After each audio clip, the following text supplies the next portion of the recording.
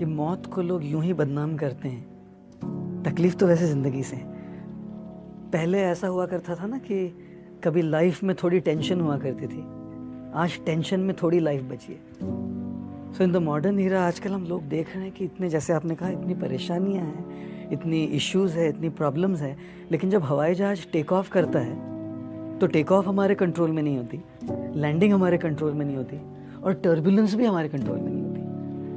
अगर हमारी लाइफ की शुरुआत बर्थ है, वो टेक ऑफ है, और लाइफ की एंडिंग डेथ है, वो लैंडिंग है, तो जब हवाई जहाज टेक ऑफ किया है तो टर्बुलेंस तो होगी ना, मतलब परेशानियां तो होगी ना।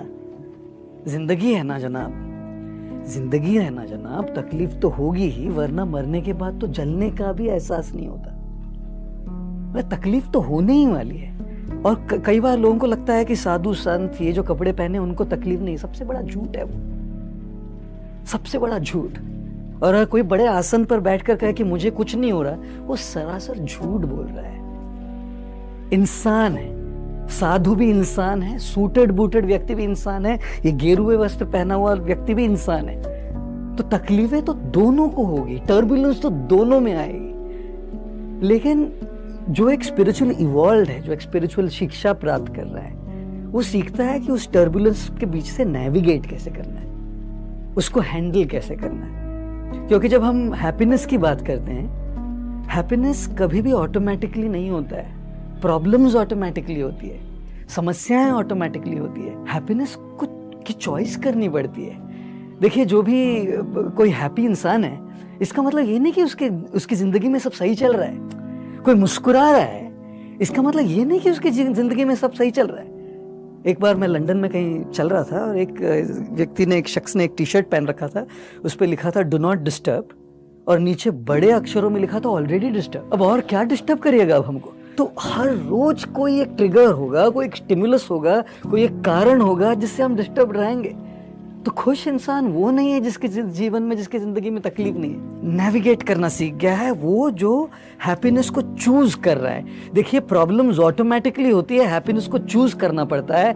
एंगर, गुस्सा ऑटोमेटिकली आता है, शांत रहना चूज करना पड़ता है। नफरत ऑटोमेटिकली होती है, प्यार चूज करना पड़ता है। नेगेटिविटी ऑटोमेटिकली होती है, पॉजिटिविटी चूज करनी पड़ती है।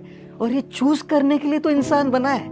इंसान में जो, हमारी आत्मा में जो हमको पोटेंशियल दिया गया है, वो चूज करने के लिए तो दिया गया है। जहां इंसान रहते हैं वहां पॉलिटिक्स तो होती है, जहां भी इंसान रहते हैं वहां ईगोस तो आती है। जहां भी इंसान हो, रिश्तों की इश्यूज आएगी, इमोशनल इश्यूज आएगी, पॉलिटिक्स होगा, हेल्थ की इश्यूज आएगी, ईगोज आएगी। लोगों को लगता है कि साधु होना मतलब समस्याओं के पूरे परे होना।